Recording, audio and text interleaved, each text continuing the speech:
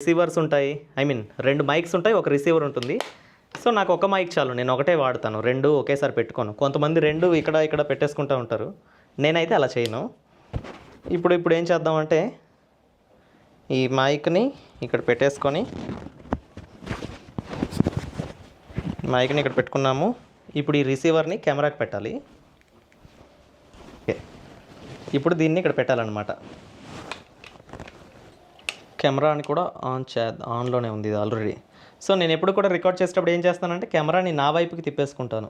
ఇలా దీన్ని ఇలా మార్చుకోవచ్చు అనమాట డిస్ప్లేని. సో నేను అక్కడ చూసి మాట్లాడుతుంటాను, నాకు ఇక్కడ కనిపించాలి కదా, అందుకని చెప్పి ఇలా పెట్టేసుకుంటాను. అండ్ నెక్స్ట్ ఇప్పుడు ఏం చేయాలంటే కుర్చీలో కూర్చొని ఒకసారి ప్రాక్టీస్ అవ్వాలి స్క్రిప్ట్ని. సో ఇప్పుడు గూగుల్ జెమినీ ఇచ్చిన స్క్రిప్ట్ ఉంది కదా, దీన్ని కొంచెం నా స్టైల్లో మార్చుకొని నా ఎక్స్ప్లెనేషన్కి సూట్ అయ్యేటట్టుగా మాట్లాడాలి. అక్కడ కెమెరా అంతా ఆన్లోనే ఉంది. ఇప్పుడు స్టార్ట్ చేద్దాం వీడియోని. సో చేస్తాం కదా, కొంచెం షర్ట్ అది నీట్గా పెట్టుకొని ఇప్పుడు ఇందులో స్క్రిప్ట్ చూసి చదవడమే. చాలాసార్లు మనం ఏదైనా పని చేయాలనుకుంటున్నప్పుడు మన బ్రెయిన్ ఇది చాలా పెద్ద పని, తర్వాత చేద్దాంలో అని సిగ్నల్ ఇస్తుంది. ఇప్పుడు దీన్ని నా హుక్లో మార్చుకోవాలి.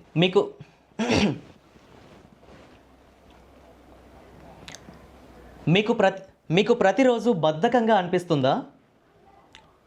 వీడియో స్టార్టింగ్ హుక్ అనేది కొంచెం ఎనర్జీతో చెప్పాలి, అలా చేస్తేనే ఆడియన్స్ ఉంటారనమాట. లేదంటే ఇలా స్క్రోల్ చేసుకొని వెళ్ళిపోతారు. ఎప్పుడు నీరసంగా ఉండకూడదంట. ఇది నేను చెప్పట్లేదు, పెద్ద పెద్ద క్రియేటర్స్ చెప్తే అది విని మళ్ళీ మీకు చెప్తున్నాను అనమాట. మీకు ప్రతిరోజు బద్ధకంగా అనిపిస్తుందా? అయితే వీడియోని పూర్తిగా చూడండి. ఇలా చెప్దాం.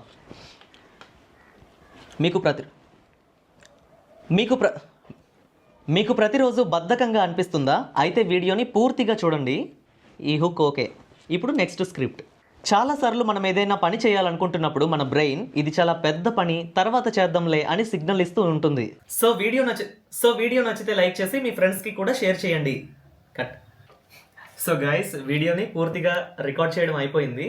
ఇప్పుడు ఏం చేయాలంటే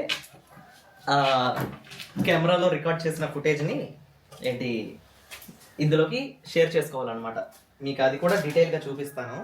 ఇదంతా ల్యాగ్గా ఫీల్ అయితే స్కిప్ చేసేయండి, ఫాస్ట్ ఫార్వర్డ్లో పెట్టేయండి. కానీ నేను ఎందుకు చెప్తున్నానంటే చాలామంది అప్కమింగ్ క్రియేటర్స్, ఐ మీన్ కొత్తగా ఛానల్స్ పెట్టిన వాళ్ళకి ఇలాంటి వీడియోస్ అనేవి కొంచెం తెలియనివి తెలిసేలాగా చేస్తాయి అన్నమాట. అందుకని చెప్పే ఇంత డీటెయిల్గా ఇవన్నీ పెడుతున్నాను. సో ఇప్పుడు షూట్ చేసింది ఇక్కడ తెచ్చుకోవాలి. ఒకవేళ మీరు మొబైల్తో షూట్ చేసినట్టయితే ఇది ఏది అవసరం లేదు, చాలా సింపుల్గా మొబైల్లోనే ఫుటేజ్ ఉంటుంది కాబట్టి అన్నీ వెంటనే అయిపోతాయి. ఇప్పుడు మనం కెమెరాలో కదా షూట్ చేసాము.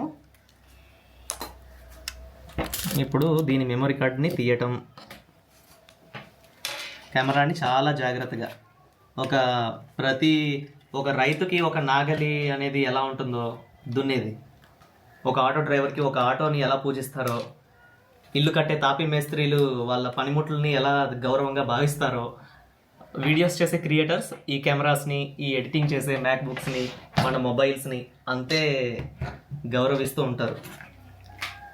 ఎప్పుడు కూడా వీడియోస్ షూట్ చేసేసిన వెంటనే మన ఎక్విప్మెంట్, మన ప్రాపర్టీ అనేది ఎక్కడ పడితే అక్కడ జల్లేయకుండా చాలా సేఫ్గా ఉంచుకోవాలి.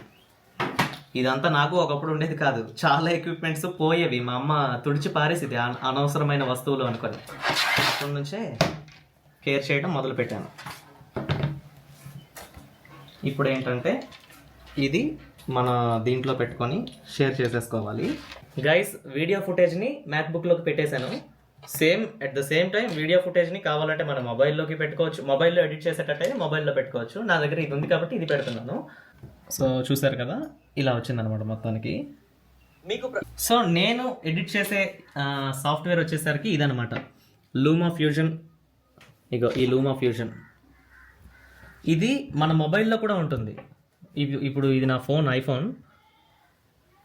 కానీ ఒకటి చెప్పాలి ఏంటంటే ఓన్లీ ఇది ఐప్యాడ్స్లో, ఐఫోన్స్లోనే ఉంటుంది, ఆండ్రాయిడ్లో ఉండదు.